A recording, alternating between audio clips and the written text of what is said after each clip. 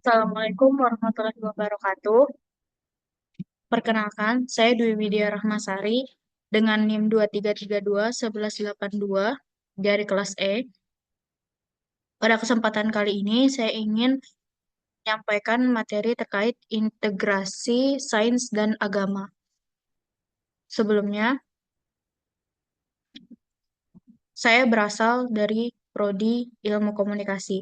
Jadi, pada pembahasan saya pada kali ini, saya ingin menampilkan materi saya ingin membahas tentang permasalahan terkait polarisasi opini di media sosial, yang mana arti dari polarisasi tersebut adalah pembagian menjadi dua hal yang saling bertolak belakang.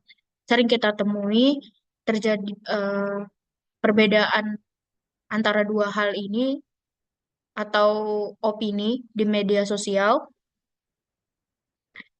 Sering terjadi perdebatan yang memanas, bahkan hingga menimbulkan polarisasi opini yang tajam, yang bisa menyebabkan perpecahan sosial, kebencian, dan radikalisme. Pada kesempatan ini, saya ingin memecah pembahasan saya menjadi 5 bagian. Yang pertama, ada solusi dari perspektif Islam rahmatan lil alamin. Yang kedua, ada implementasi dalam praktik. Yang ketiga, ayat dan hadis yang relevan. Keempat, ada pandangan tokoh. Dan yang kelima adalah solusi konkret.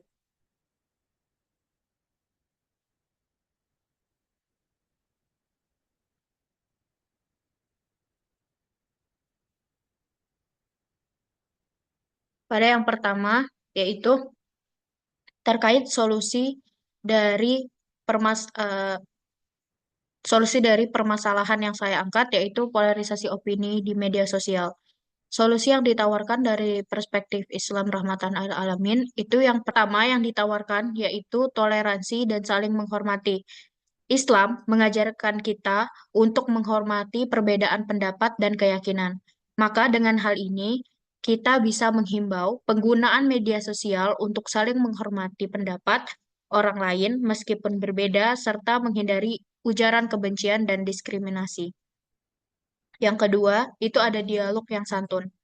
Islam mengajarkan kita menekankan pentingnya komunikasi yang baik dan santun. Hal ini mendorong penggunaan media sosial untuk menyampaikan pendapat dengan bahasa yang santun, menghindari generalisasi, dan membuka diri terhadap pandangan orang lain.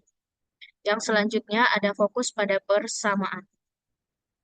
Islam juga mengajarkan kita persaudaraan dan persatuan umat manusia. Jadi, diharapkan setelah kita fokus pada persamaan, kita bisa menekankan pada nilai-nilai kemanusiaan yang universal dan mencari titik temu dalam perbedaan. Selanjutnya, yang keempat, yaitu mencari kebenaran. Islam juga mendorong umat untuk saling mencari kebenaran. Hal ini mendorong kita untuk menghimbau penggunaan media sosial untuk mengecek fakta sebelum menyebarkan informasi, serta menghindari penyebaran berita bohong atau hoax. Yang terakhir atau yang kelima, ini adalah hikmah dalam bermuamalah. Islam sendiri mengajarkan adab dalam berinteraksi dengan sesama. Dengan hal ini kita diharapkan bisa menerapkan adab dalam berinteraksi di media sosial serta tidak mengumbar aib orang lain, tidak menghina, dan tidak menyebarkan fitnah. Selanjutnya ada implementasi dalam praktik. Implementasi pada kasus saya kali ini, yang pertama itu pendidikan media. Pendidikan media melaksanakan pendidikan media yang efektif untuk meningkatkan literasi digital masyarakat, terutama pada generasi muda.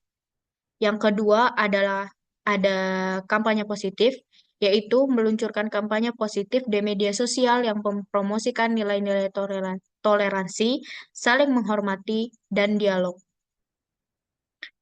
Yang selanjutnya ada kerjasama dengan platform media sosial.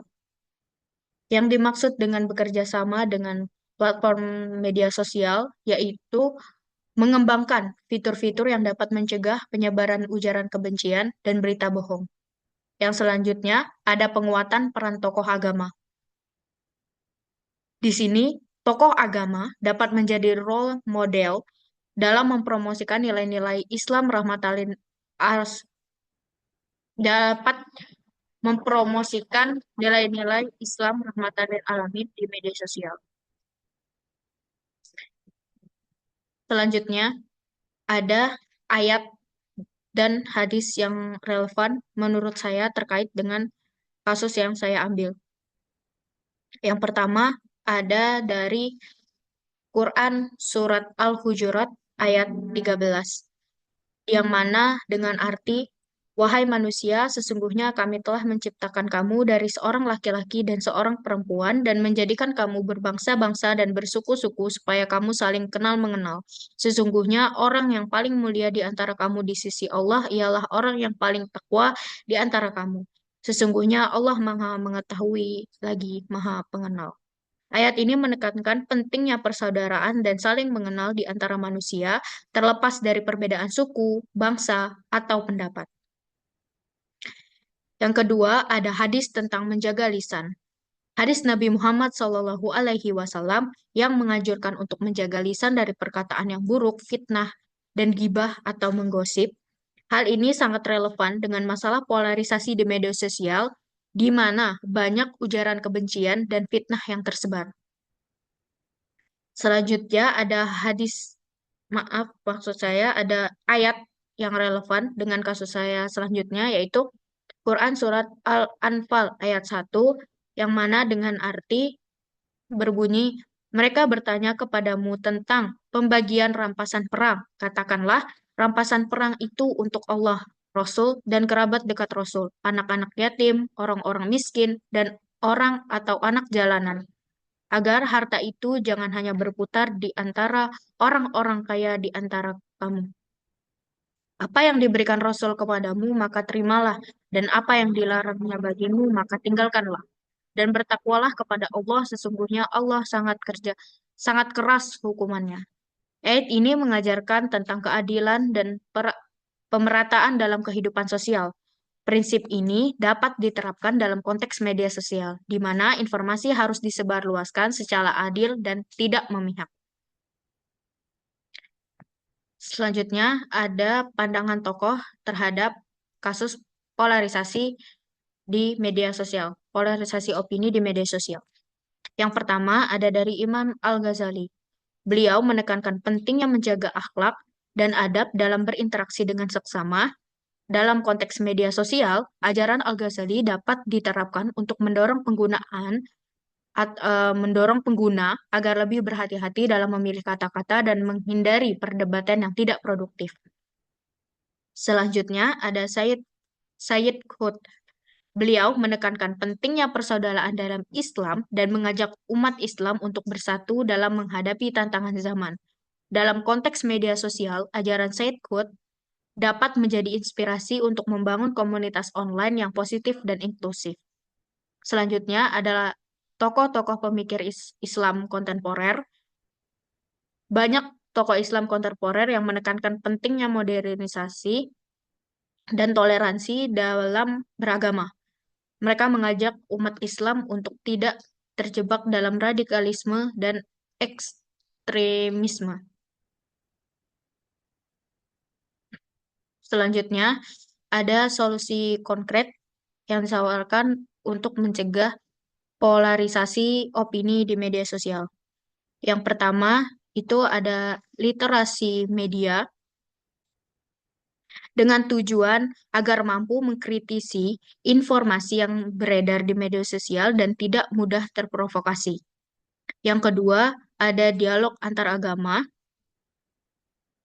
guna untuk membangun pemahaman dan toleransi yang lebih baik. Yang ketiga, ada penguatan modernisasi beragama, yaitu bisa dianggapkan sebagai jalan tengah dalam menghadapi perbedaan pendapat. Yang selanjutnya, yang keempat, yaitu regulasi media sosial. Hal ini ditawarkan sebagai solusi guna untuk mencegah penyebaran ujaran kebencian dan berita bohong di media sosial. Yang selanjutnya ada peningkatan kualitas konten positif. Jadi, dengan adanya konten negatif yang tersebar di media sosial, kita juga diharapkan mampu meningkatkan kualitas konten positif yang beredar di media sosial tersebut. Dari penjelasan saya kali ini dapat disimpulkan bahwa konsep Islam rahmatan lil alamin menawarkan solusi yang relevan untuk mengatasi masalah polarisasi opini di media sosial. Dengan menerapkan nilai-nilai toleransi, dialog yang santun, dan etika komunikasi yang baik, kita dapat menciptakan ruang digital yang lebih harmonis dan produktif. Baiklah, sekian penyampaian materi dari saya. Mohon maaf apabila ada yang kurang, karena kelebihan hanya milik Allah Subhanahu wa Ta'ala semata. Terima kasih. Wassalamualaikum warahmatullahi wabarakatuh.